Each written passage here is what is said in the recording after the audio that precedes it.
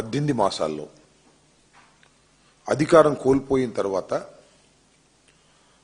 ప్రజల యొక్క ప్రయోజనాలను పరిరక్షించడమే ధ్యేయంగా వైఎస్ఆర్ కాంగ్రెస్ పార్టీ అనేకమైన ఉద్యమాలను పోరాటాలను చేస్తున్నది. ఈ 18 మాసాల్లో కూటమి ప్రభుత్వం అధికారంలోకి వచ్చిన తర్వాత హామీలు నిలబెట్టుకోకుండా పారిపోవటం కానివ్వండి, రైతులకు గిట్టుబాటు ధర లేకోకుండా చేసినటువంటి సందర్భంలో కానివ్వండి, ఫీజు రియంబర్స్మెంట్ విధానంలో కానివ్వండి, రెడ్ బుక్ రాజ్యాంగాన్ని అమలు చేసి ప్రజల్ని, సోషల్ మీడియా వర్కర్స్ని వేధించిన సందర్భంలో కానివ్వండి, రాజ్యాంగం ప్రసాదించిన హక్కులను కాలరాచేటటువంటి సందర్భంలోనూ ఎన్ని సందర్భాల్లోనూ వైఎస్ఆర్ కాంగ్రెస్ పార్టీ గలమెత్తి అనేక ప్రజా ఉద్యమాలను నిర్మించి ప్రజల్ని చైతన్యవంతం చేసేటటువంటి కార్యక్రమంలో ముందుకు వెళుతున్న సంగతి నేను మీకు ప్రత్యేకంగా చెప్పవలసిన అవసరం లేదు. ఆ కోవకు చెందిందే ప్రైవేటుగా ప్రభుత్వ రంగంలో నిర్మాణం పూర్తి చేసుకొని ప్రారంభించవలసినటువంటి మెడికల్ కళాశాలలను ప్రైవేటు పరం చేసేయాలనేటువంటి ఉద్దేశంతో, కమిషన్ల కోసం, తనకు కావలసిన వాళ్ళ కోసం కట్టబెట్టాలనే ఉద్దేశంతో పీపీపీ మోడల్ అని చెప్పి ఒక దుర్మార్గమైనటువంటి మోడల్లో తీసుకొచ్చి కాలేజీల్ని అమ్మేసేటటువంటి కార్యక్రమం చేస్తున్నారు. దీనికి వ్యతిరేకంగా వైఎస్ఆర్ కాంగ్రెస్ పార్టీ వివిధ దశల్లో ప్రైవేటీకరణకు వ్యతిరేకంగా అనేక కార్యక్రమాలు చేపట్టింది. నవంబర్ 12వ తారీఖున పెద్ద ఎత్తున ప్రతి నియోజకవర్గంలోనూ ర్యాలీలు నిర్వహించటం, ఎంఆర్ఓలను, డిఆర్ఓలని కలుసుకొని వారికి వినతి పత్రాలు సమర్పించేటటువంటి కార్యక్రమం చేసింది. ఆ తర్వాత ఈ రాష్ట్రంలో 1 కోటి సంతకాలను సేకరించాలని అందరి దగ్గరికి వెళ్లి ప్రైవేటు పరం అవుతున్నటువంటి మెడికల్ కళాశాలలను ప్రైవేటు పరం కాకోకుండా ప్రభుత్వ రంగంలోనే పనిచేసే విధంగా చంద్రబాబు నాయుడు గారి ప్రభుత్వం మీద, కూటమి ప్రభుత్వం మీద ఒత్తిడి తీసుకురావాలనే ఉద్దేశంతో 1 కోటి సంతకాలను సమీకరించాలనేటువంటి దృక్పథంతో వైఎస్ఆర్ కాంగ్రెస్ పార్టీ క్యాడర్ టోటల్గా ప్రజల మధ్యకు వెళ్ళింది. సంతకాల సేకరణ కార్యక్రమాన్ని చేపట్టింది. అవన్నీ కూడా మొన్న 10వ తారీఖున జిల్లా కేంద్రాలకు తీసుకొచ్చాం. ఈ రోజున మళ్ళా రాష్ట్ర కేంద్రాలయానికి తీసుకొచ్చాం తాడేపల్లి. 18వ తారీఖున జగన్మోహన్ రెడ్డి గారు గవర్నర్ గారిని కలుసుకొని మొత్తం ఈ పత్రాలన్నింటినీ కూడా వారికి సబ్మిట్ చేయడం జరుగుతుంది. అంటే ఈ రాష్ట్రంలో 1 కోటి మంది, ఇంకా పైనే ఇంకా సమాచారం రావాలా. ఇవాళ మీరు చూశారు, ప్రతి జిల్లాలోనూ భారీ స్థాయిలో మేము సేకరించినటువంటి సంతక పత్రాలను ప్రదర్శిస్తూ ర్యాలీగా వెళ్లి అనేకమైన ప్రదర్శనలు ప్రతి జిల్లా హెడ్ క్వార్టర్లోనూ భారీ స్థాయిలో ప్రదర్శన చేయడం జరిగింది. స్పందన అద్భుతంగా ఉంది. మెడికల్ కాలేజీలను ప్రైవేటీకరణ చేయటం తప్పు అనేటువంటి గళాన్ని వినిపించడానికి ప్రజలు కూడా ముందుకు వచ్చారు స్వచ్ఛందంగా. మీ అందరికీ తెలుసు, ఇవాళ రాష్ట్రంలో వైద్యం అనేది ఎంత పూర్గా ఉన్నదో. దీన్ని గమనించినటువంటి జగన్మోహన్ రెడ్డి గారు మొత్తం అన్ని ప్రభుత్వ ఆసుపత్రుల్లో కూడా 0 వేకెన్సీ సిస్టంలో పెట్టి ఎక్కడ పోస్టు ఖాళీ ఉండకూడదని నిర్ణయించుకొని డాక్టర్లను అపాయింట్ చేశారు. మందులు సౌకర్యాలు కల్పించారు. ప్రతి పేదవాడికి వైద్యం అందాలని భావించి మరి 25 లక్షల వరకు కూడా ఆరోగ్యశ్రీని పెట్టి పేదవాడికి అందుబాటులోకి తీసుకొస్తే ఈ ప్రభుత్వం అధికారంలోకి వచ్చిన తర్వాత వాటన్నిటికీ మంగళం పాడింది. ఇవాళ 0 వేకెన్సీ సిస్టమ్ లేదు. ప్రభుత్వ ఆసుపత్రుల్లో మెడిసిన్స్ లేవు. మొత్తం ప్రభుత్వ ఆసుపత్రులన్నీ కూడా మూతపడిపోయే పరిస్థితి వస్తూ ఉంది.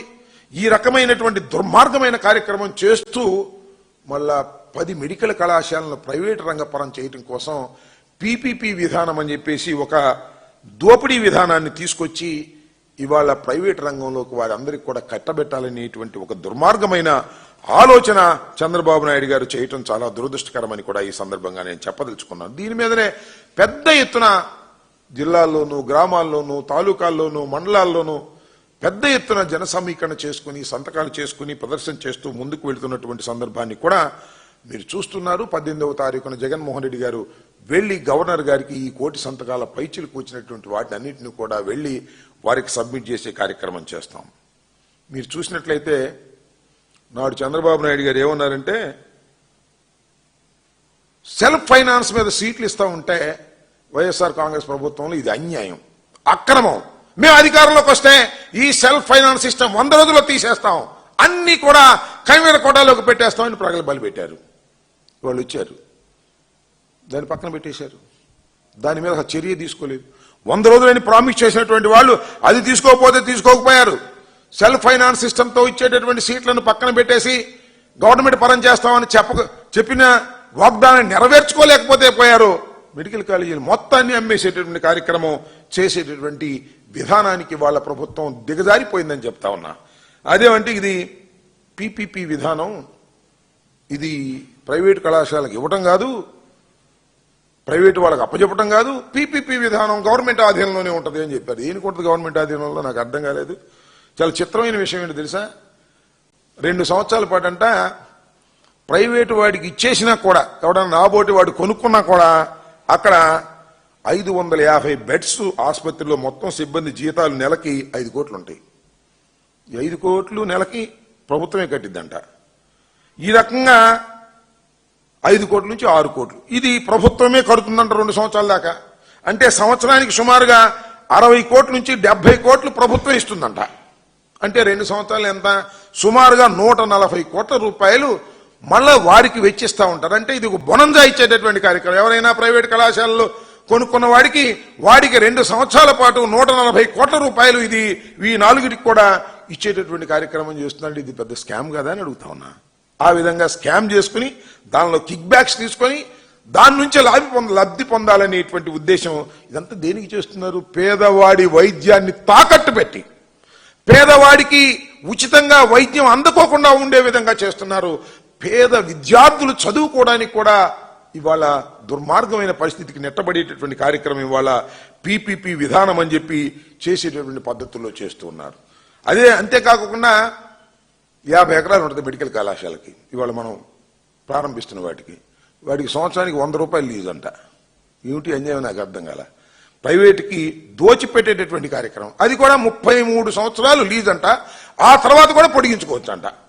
ఈ 33 సంవత్సరాల తర్వాత ఇంకా పొడిగించుకోక ఏం చేస్తారు? ఆ తర్వాత ఏం జరిగింది ఎవరికి తెలియదు, ఏ ప్రభుత్వం వస్తుందో తెలియదు. 33 సంవత్సరాల తరువాత దీన్ని మళ్ళా లీజును పొడిగించవచ్చునని ఒక క్లాజ్ పెట్టి ఈ విధంగా రాష్ట్రంలో ఉన్నటువంటి పబ్లిక్ మనీని, ప్రభుత్వ కళాశాలల్ని ప్రైవేట్ వారికి దారాదత్తం చేసి దోచుకోవాలనేటువంటి ఒక నీచమైన, నికృష్టమైన, పేద ప్రజలకు వ్యతిరేకమైన విధానాన్ని ఇవాళ చంద్రబాబు నాయుడు గారు తీసుకొస్తున్నారు. చాలా దురదృష్టకరమైనటువంటి పద్ధతులు కూడా చెప్పదలుచుకున్నాం. అంతేకాదు 5 ఏళ్ల పాటు వ్యయం చేస్తే 100 కోట్ల రూపాయలు, 1000 కోట్ల రూపాయలు 5 ఏళ్ల పాటు వ్యయం చేస్తే ఈ మొత్తం కూడా బ్రహ్మాండంగా మార్గంలోకి వచ్చేటువంటి అవకాశం ఉన్న ఈ మెడికల్ కళాశాలని వీటన్నిటిని కూడా అమ్మేసేటటువంటి కార్యక్రమం చేస్తున్నారు. ముఖ్యంగా దీని మీద ఉద్యమం చేసేటప్పుడు అనేక దశల్లో మేము చేస్తూ వచ్చాం. ప్రతి సందర్భంలోనూ పోలీసులు రెచ్చగొట్టారు, మా మీద ఎగదోశారు, కేసులు పెడతా ఉంటారు, మేము లోపలేస్తా ఉంటారు, ఊరేగింపులు సాక్కోకుండా, ప్రదర్శన సాక్కోకుండా అడ్డుకునేటువంటి ప్రయత్నం చేశారు. ఇవాళ కూడా అంతే. ఫోన్లు చేసి మీరు వెళ్ళడానికి వీల్లేదన్నారు. చాలా మంది ఫోన్లు చేసి బెదిరించే కార్యక్రమం చేశారు. కానీ అద్భుతమైన రెస్పాన్స్ వచ్చిన తర్వాత వేల సంఖ్యలో ప్రజలు జిల్లా కేంద్రాల్లో నడుస్తుంటే అప్పుడు కాస్త తగ్గారు. అంతకుముందు కేసులు కూడా పెట్టారు. ఈ విధంగా పోలీసుల చేత అణచాలనేటువంటి కార్యక్రమం చేస్తున్నటువంటి దుర్మార్గమైన ప్రభుత్వం ఇది. ఈ ప్రభుత్వం చేస్తున్నటువంటి అప్రజాస్వామికమైన విధానాలను ప్రజలు గమనించాలి. మరి ముఖ్యంగా ప్రజాస్వామ్యవాదులు, మేధావులు, పేద ప్రజానీకం దీన్ని గమనించాలని కూడా ఈ సందర్భంగా నేను మనవి చేస్తున్నా. అంతేకాదు పార్లమెంటరీ స్థాయి సంఘం ఒక నివేదిక ఇస్తే ఈ ఎల్లో మీడియా ఉంది కదా, మొత్తం చంద్రబాబు నాయుడు గారిని కింద నుంచి పైదాకా మోస్తా ఉన్నారు. చంద్రబాబు నాయుడు తప్పు చేసినా కూడా అది రాయరు. చంద్రబాబు మేము ఏదైనా మాట్లాడితే దాన్ని వక్రీకరించి రాస్తారు. అంతేకాదు ఏదైనా ప్రైవేట్ ఏజెన్సీలు కానీ ప్రభుత్వ ఏజెన్సీలు కానీ ఏమైనా రిపోర్ట్స్ ఇస్తే దాన్ని కూడా వక్రీకరించి రాసేటువంటి మార్గం చేస్తా ఉన్నారు. ఇవాళ పార్లమెంటరీ స్థాయి సంఘం ఒక రిపోర్ట్ ఇస్తే అది పీపీపీ విధానంతో మెడికల్ కళాశాలలను ఇచ్చేయమని రిపోర్ట్ ఇచ్చిందని ఒక తప్పుడు రాతలు రాసేటటువంటి కార్యక్రమం. వక్రీకరించి రాసేటటువంటి కార్యక్రమం చేస్తా ఉన్నారు. నిజానికి పార్లమెంటరీ స్థాయి సంఘం దేశంలో ప్రభుత్వ ఆధ్వర్యంలో కొత్త వైద్య కళాశాలల ఆవశ్యకతని బలంగా చెప్పింది.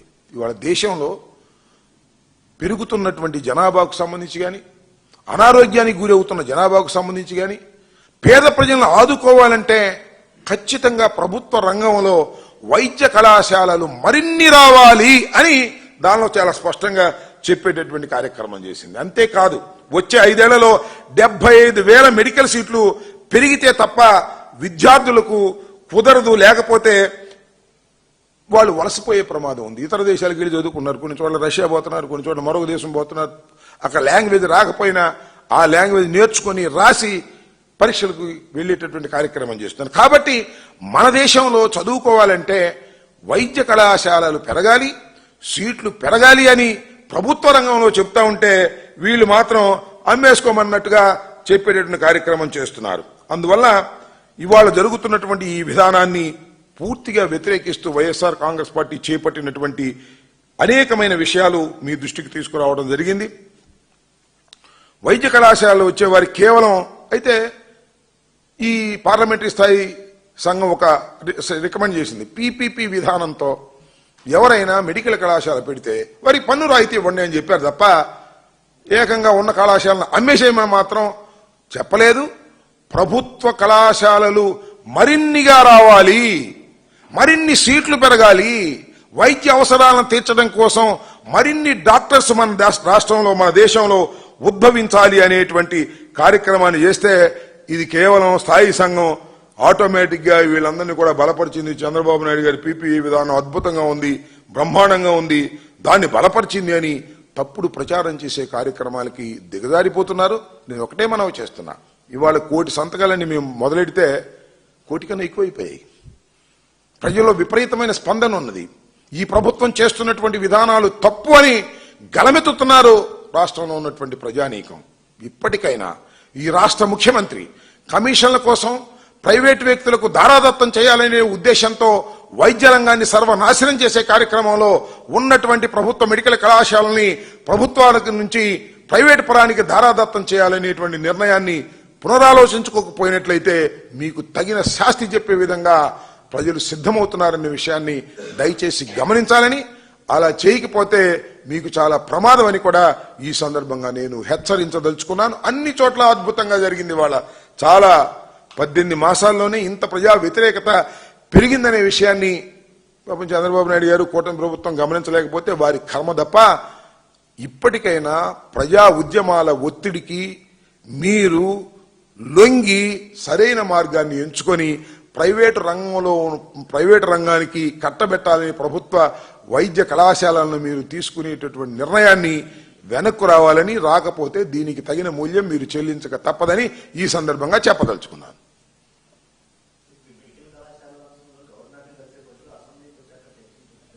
ఏంటండి అంటే అసెంబ్లీకి తీసుకొచ్చి 1 కోటి సంతకాలు ఇవ్వాలా? Is a government governor, is a government